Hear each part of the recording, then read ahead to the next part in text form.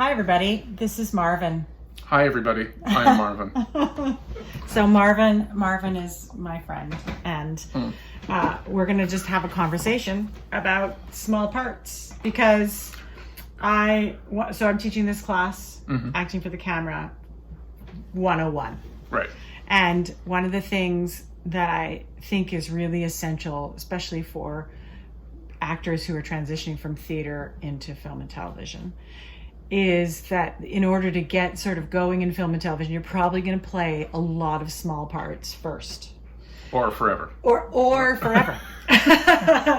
And understanding that, that not every part is a big part, and knowing how to feel comfortable and excel at small parts is important to a healthy career, but also a healthy mind. Yeah. Right?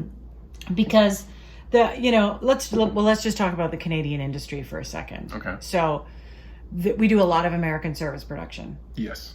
And a lot of the American service production that we get are the parts that Canadians get on American service production are smaller. Yes. Right? Would you agree? Oh, absolutely. Those are the parts. I mean, the joke is like it's all he went that way. Yeah, the exposition parts. And the exposition parts. And basicly things that guys will either die shortly, right, or at the end of the scene.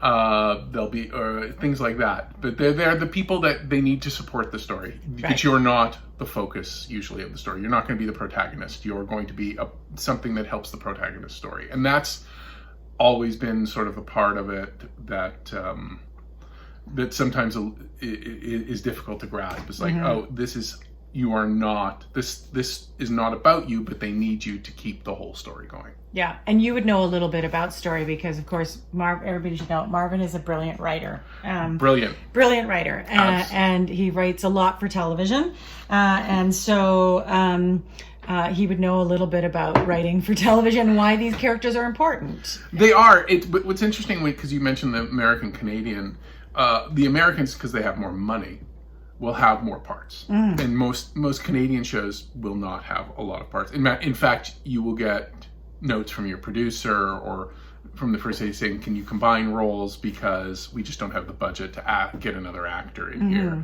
So there's a lot of those choices to it. So the hard part for the actor is to really celebrate even getting the small role instead of going, "Great, I've got 4 lines. I did Shakespeare last summer and I've got 4 lines." Right. And that's part of the ego thing that you have to murder. Right. When you enter, if you want to have a successful career, at least as a character actor and just as a human being in this industry, that ego thing can kill you. Yeah. Yeah. So it's best to murder it first. I agree. Yeah, I agree.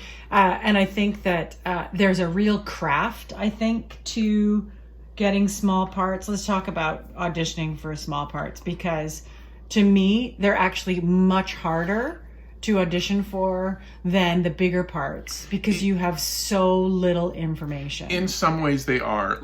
In some ways, those small parts, when I get things that are like 1 or 2 scenes, I tend to think of it, okay, this is the play.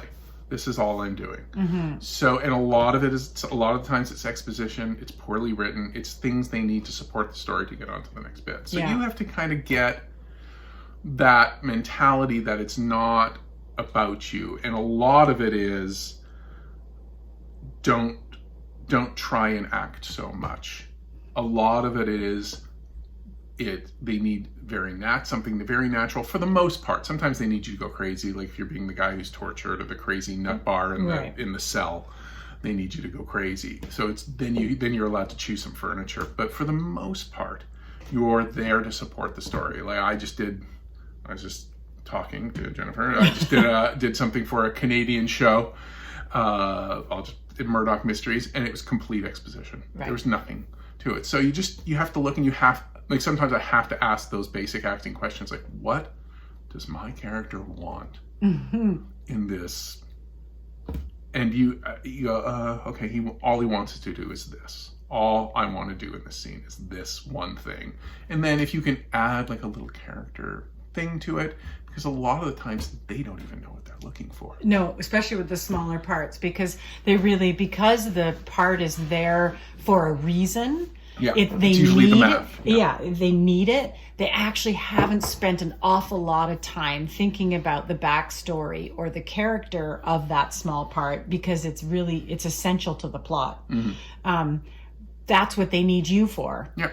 And so it's actually, there's something really great about them, because it's kind of an acting challenge.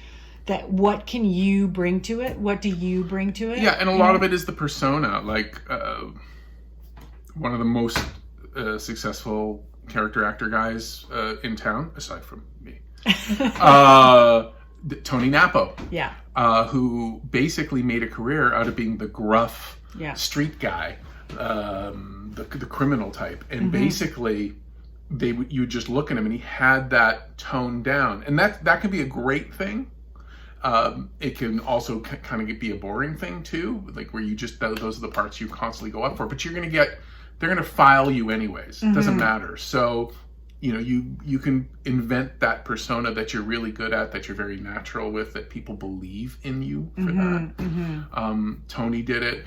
I've gone through, when I was bigger at a time, so I would get all the doorman roles, the bouncers, the tough guys. When I did Shape of Water, like I was big, and he just needed somebody big who could have an intense gaze, because a lot of the times, like, I was just there looking intimidating. And Handmaid's Tale, you were the boat guy, right? I was boat guy, and it's just like, can you be an asshole? And my wife said I was perfect for the role. Not just your wife thought you were no, perfect. there were many people who said, you need an asshole. This is your guy. And yeah, I've done bankers, I've done all that kind of thing too. It's kind of all over the place. But yeah, you were there. The real thing is just to find that comfort zone and to try not to put so much emphasis, like try not to prove you're a good actor in that scene, because that's not what they need you to support the whole story. It's hard sometimes to configure your mind to, I am part of a much, much larger thing. This isn't about me, and still try and make that scene something interesting. That's the kind of art of it, in a way. I think it's, Craft. and I say that it's easier and harder, because it's easier to just say, I'm going to just do me. And if they like it, then they'll book it, because there's really nothing to go off of. So all you can do is what you do, right? And so there's a freedom in that, that if they like that, then they'll book it. But it's also hard because there's a sort of, when you've auditioned for bigger roles, or you played bigger roles in school or whatever, there's so much information there to build a character that it's less sort of like, oh, I guess I'll just do that. But you can also make an interesting choice even in a small, like Shape of Water.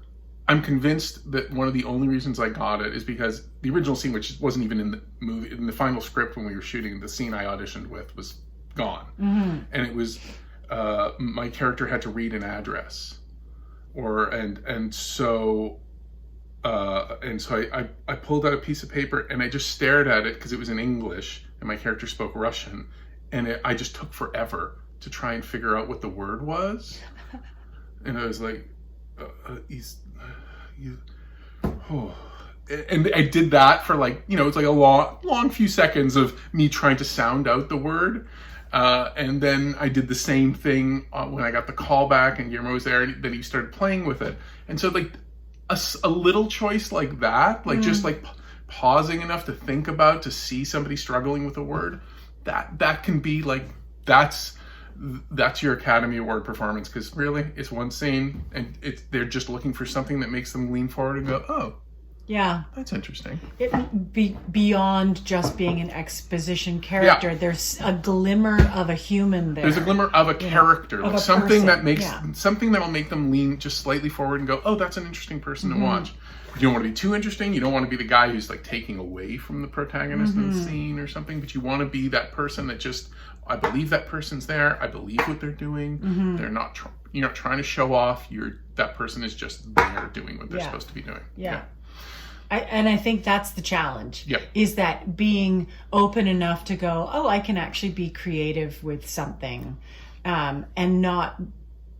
Because there's usually not an awful lot there No. to there's sometimes in the character description you can get a bunch of hints about what they're looking for, but I think you're right that they're often in these smaller roles, they don't really know what they're looking for. No, and you just have to sort of, you go in, make a choice that's interesting for you. Yeah.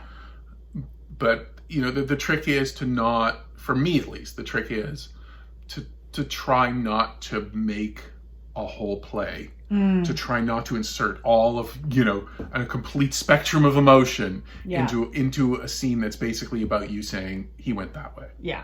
Yeah. I saw the guy, he went that way. Yeah.